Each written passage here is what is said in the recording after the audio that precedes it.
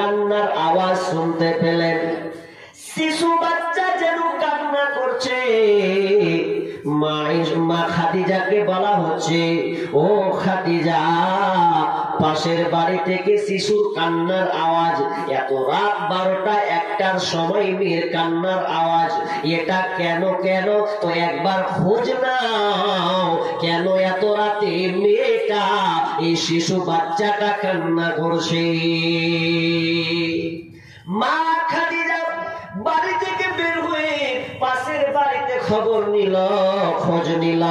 খোঁজ নেওয়ার পর দেখলো, জিজ্ঞাসা করা হলো কেন এই শিশুর কান্নার আওয়াজ। সঙ্গে সঙ্গে উত্তর এলো, এই বাড়িতে আজ রাতে এত ঘরে একটা কন্যা সন্তানের জন্ম হয়েছে, এই জন্য তার বাপ বাচ্চা শিশু কন্যার গলাটা ধরে সঙ্গে সঙ্গে মেরে দিয়েছে, এই জন্য সেই কান্নার আওয়াজ পাওয়া গেছে। মা খাদিজা বাড়ি আসলেন, আসার পর বিশ্বনবীকে বলছেন, তখন নবী তিনি নবুয়তি পাননি, বলছে, স্বামী আমার, আজকে রাত্রে যে আওয়াজটা পেয়েছেন এটা হেন তেন কোনো বাচ্চার আওয়াজ নয়, এটা কোনো শিশু ছেলের আওয়াজ নয়, এটা কন্যা সন্তান জন্ম হয়েছে, এই কারণে তাকে গলা টিপে তার বাপ মেরে দিল। বিশ্বনবী যেমন শোনা চোখ দিয়ে পানি টপ টপ টপ টপ করে পড়ে। আহারে নির্বোধ মানুষগুলো এখনো কি বুঝবে না যে মেয়ে কন্যা কত সুন্দর একটা নেয়ামত, মেয়ে কি জিনিস, এখনো কি তারা বুঝবে না? এই জন্য বিশ্বনবী আর থাকলে না, খাদিজাকে বলছেন, খাদিজা রে, আর আমাকে ভালো লাগে না, তুমি আমাকে কিছু খাবার দাও, ওই খাবারটা নিয়ে আমি গারে হিরাতে চলে যাব, আর ওই গারে হিরাতে গিয়ে আমি আল্লাহকে ডাকতে লাগবো, দেখা যাক আল্লাহ কিছু উপায় বের করে কিনা। 6 মাস গারে হিরায় থাকলেন, দিয়ে আল্লাহর ওহী নাজিল হলো, কোরআন নাজিল হলো। এই কোরআন দিয়ে তিনি শাসন করেছেন, এই জাহিলিয়াতকে দূর করেছেন। তার একমাত্র গাইডলাইন বুক হচ্ছে কোরআন। পৃথিবীতে কোনো গ্রন্থ নাই যে আপনাকে সম্পূর্ণ নিরাপত্তা দিতে পারে, শান্তি দিতে পারে। যদি শান্তি নামক কোন গ্রন্থ পৃথিবীতে আছে, তার নাম হচ্ছে আল কোরআন। এই কোরআন নামক গ্রন্থটি সারা পৃথিবীকে চ্যালেঞ্জ করেছে, এসো আমার দিকে দেখো, একবার তালাশ করো কি পাবে এই কোরআনে। আমি আর ওই দিকে যাচ্ছি না। আজকে আমার আলোচ্য বিষয় ইসলামের নারীদের কি অধিকার।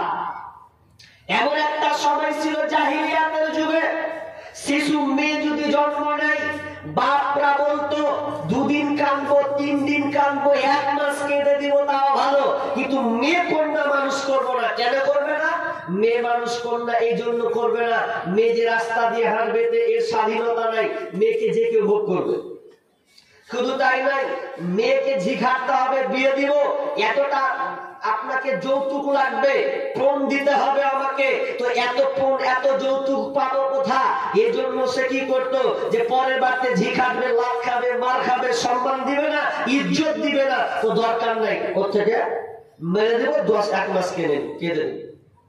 একটা কথা বলি আপনাদের, একটু ইঙ্গিত দেন। আপনার বাড়িতে একটা মেয়ে আছে, ওই মেয়েটাকে যদি আপনি 16-17 বছর ধরে মানুষ করলেন, ভালো স্কুলে দিলেন, ভালো ইউনিভার্সিটিতে দিলেন, মিশনে দিলেন, দেওয়ার পর আপনি বলেন তো, আপনার ওই 16 বছরের বেটি আপনি কত আশা করেন তো, যে আমার বেটি মানুষ করব, ভালো জায়গায় নিয়ে যাব, আমার বেটি ডাক্তার হতে চাইলে ডাক্তার বানাবো, মাস্টারনি হলে মাস্টারনি বানাবো, ইঞ্জিনিয়ার হলে ইঞ্জিনিয়ার বানাবো।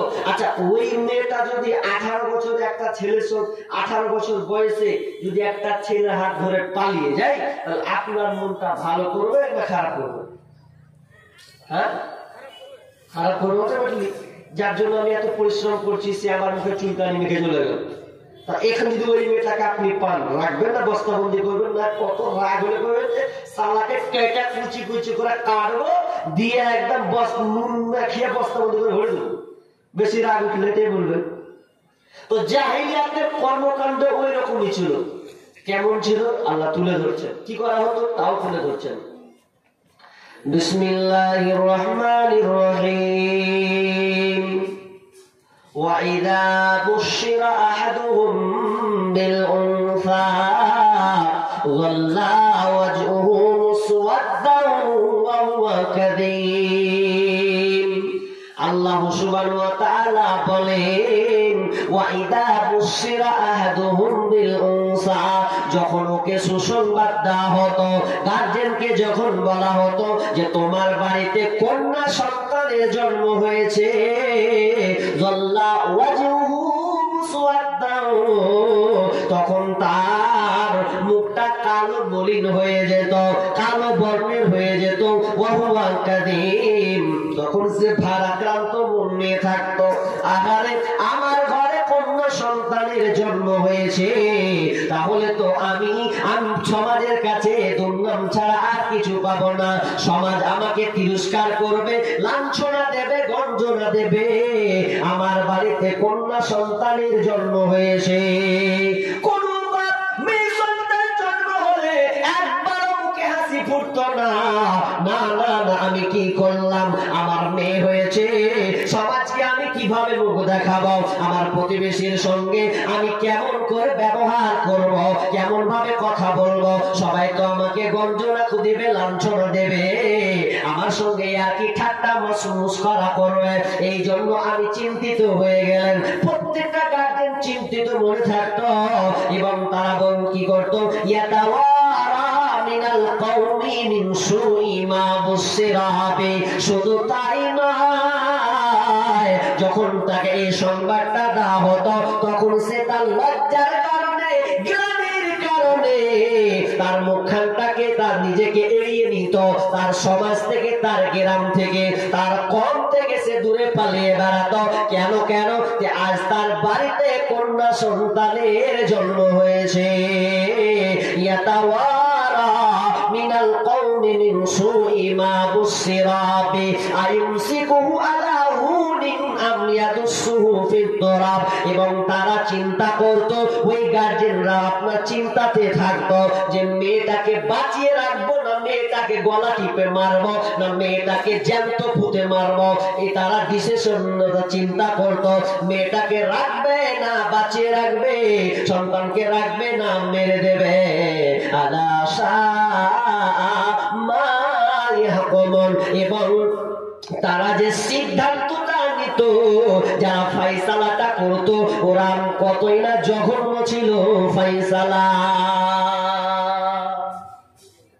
দিয়ে থামতে না পেরে মেরে দিলে দরকার নেই এখন কথা হচ্ছে আপনারাও এদেরকে মারেন কিভাবে মারেন রাগ করবেন মেন জায়গায় গেলে রাগ করিয়েন না শিক্ষা নেন অনেক বাপ আছে মেয়েদেরকে মারছে আর জীবন্ত খবর না দো তাও মারে কিভাবে মারা দেখবেন চারটা বেটা কান লাগান চারটা বেটা দুইটা বেটি তিনটা বেটি চার বেটাকে বাপ জমি জায়গা লিখে দেয় কিন্তু বেটিকে মাহরুম করে রেখে দেয় বেটাকে 3 কাঠা 4 কাঠা 5 কাঠা 1 বিঘা করে জমি দেয় আর যদি বেটিকে জমি দেয় তো অনেক বাপ আবার কত বাহাদুরি করে যেখানে চাষ হয় না যেখানে কোনো ক্ষতি নাই যেখানে কোনো মানুষ দেখবে না এমন একটা পুকুর ধারে মেয়েদেরকে জমি দেয় হতভাগা তুমি জাহিলিয়াতের মতনই করেছো